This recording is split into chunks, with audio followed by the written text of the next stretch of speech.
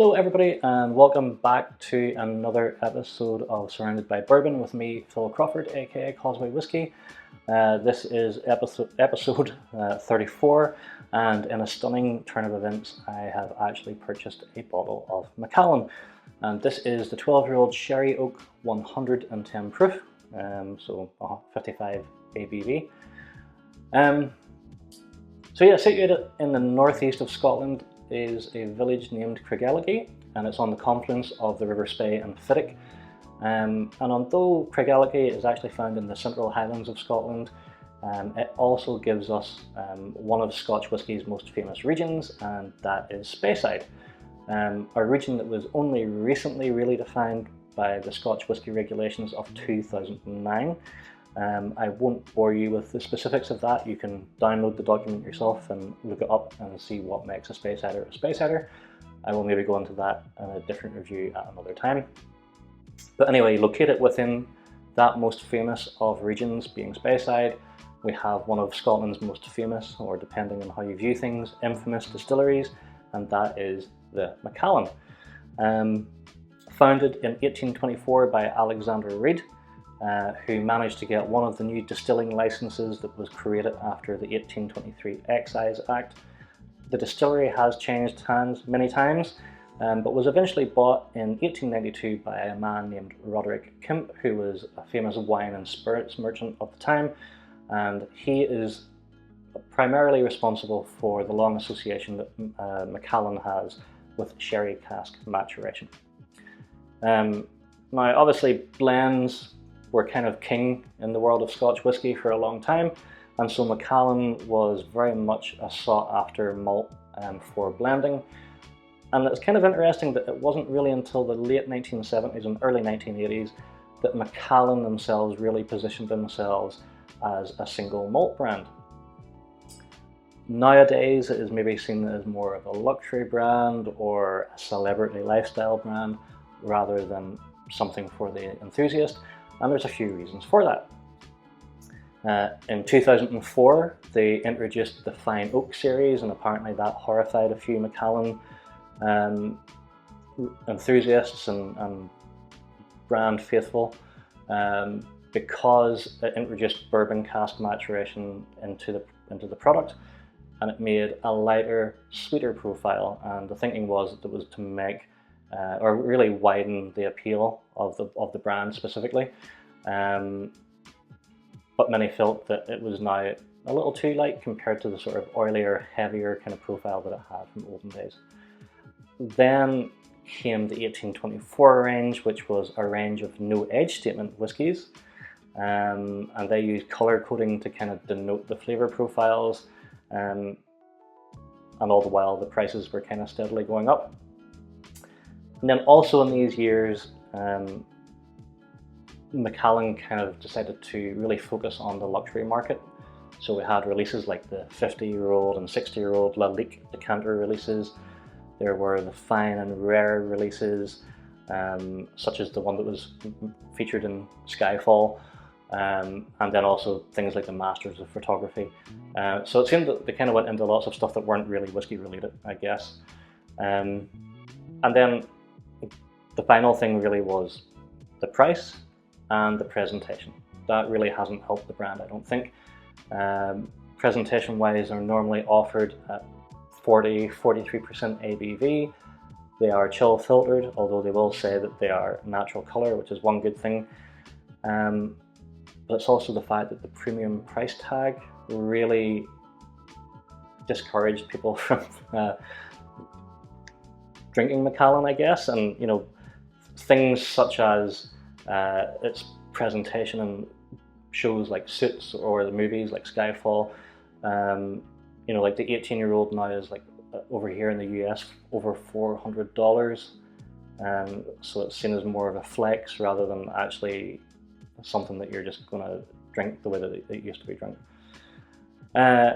Anyway, so that's a lot of the reasons why I personally didn't buy into Macallan, because I just felt that it was more style over substance, and that for the money there were other brands that offered Scotch whisky at a presentation that I would much prefer that as being 46%, non-chill filtered, naturally coloured.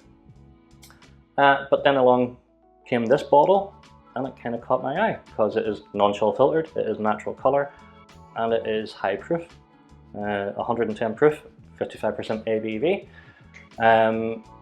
And this is only about $25 more than the standard 12-year-old sherry oak release, which is about $90 a bottle. This cost me $115 in my local ABC wines and spirits. So that translates roughly to around £85 or €100.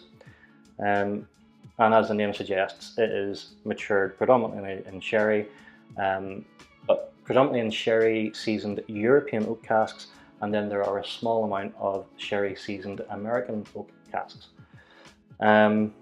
Yep, 55%, 110 proof, and let's see whether for once I can actually recommend a Macallan as something that's worth buying. So we'll get stuck into the nose here.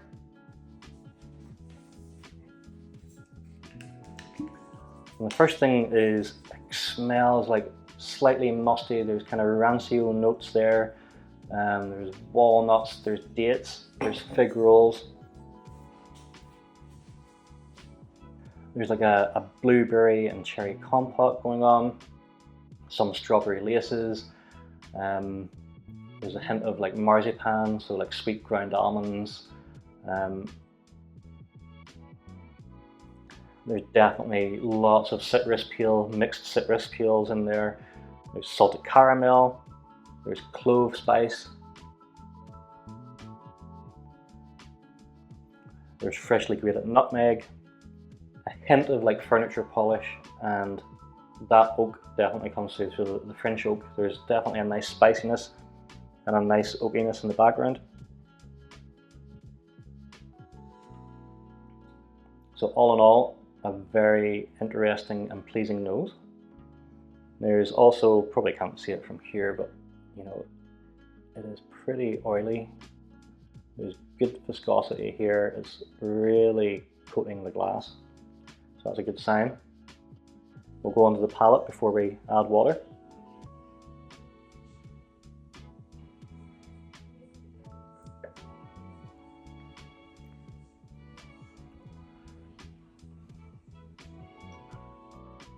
So that oiliness from the glass does translate. There's a nice medium texture to this.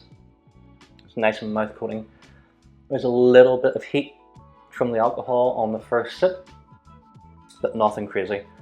So we'll go for another sip and then I'll see what we can break down.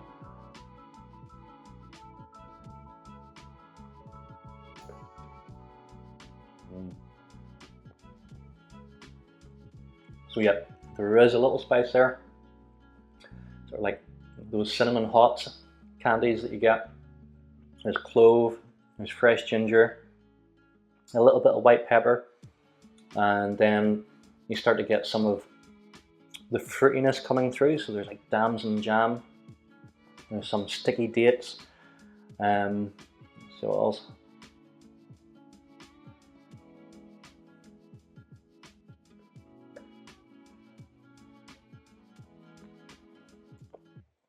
yeah, so there's like some sultanas and raisins here as well.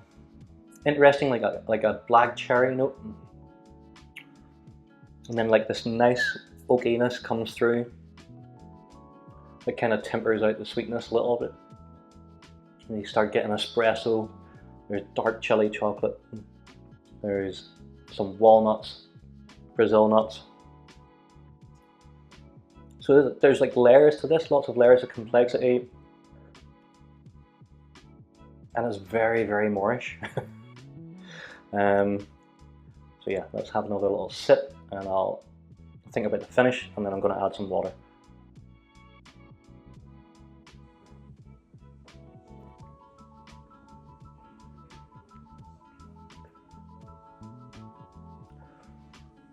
So finish wise, I would say it's kind of medium to long.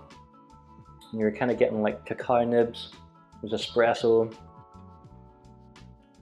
fresh ginger, and quite a nice nuttiness in the background as well. So I have to say this is a very pleasing bottle so far.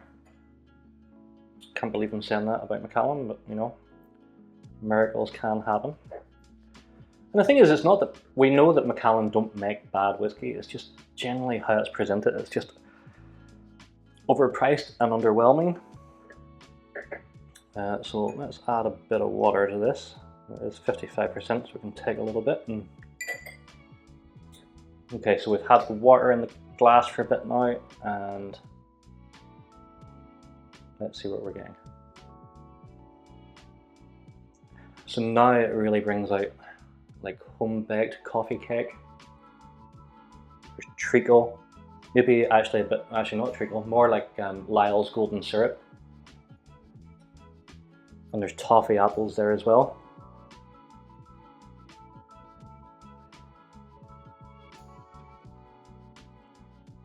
And there's like cinnamon lozenges, like really nice.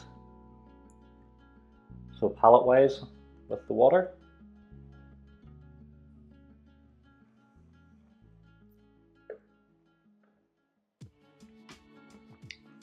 So the heat is dialed down a little bit. Now you're getting like kirsch, there's nougat, there's stewed orchard fruits. So think like apples and pears, stewed with ginger and clove.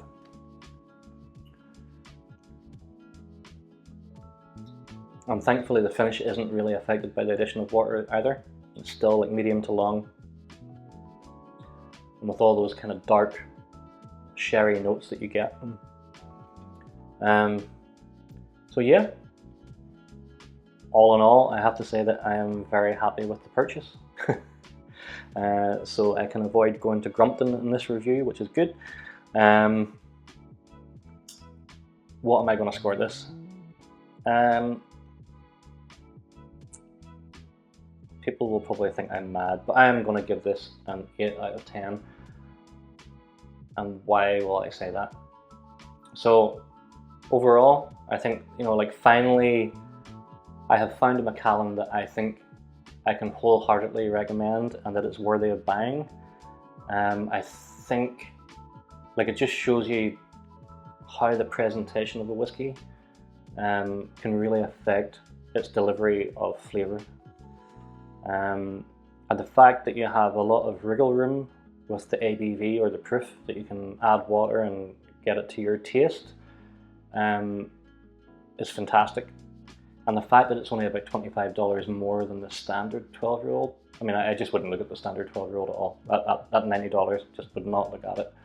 I would definitely encourage people to spend that little bit extra. And to be honest, you know, there's quite a few 12-year-old cask strength scotches, especially here in the States, that you're going to be paying at least $110 to $130 for that experience anyway.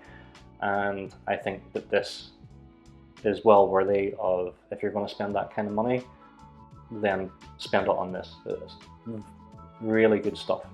And I'm glad that after years of kind of bashing Macallan as being all style over substance, that finally there's one that I can kind of go, do you know what, this is definitely worthy of having on your shelf.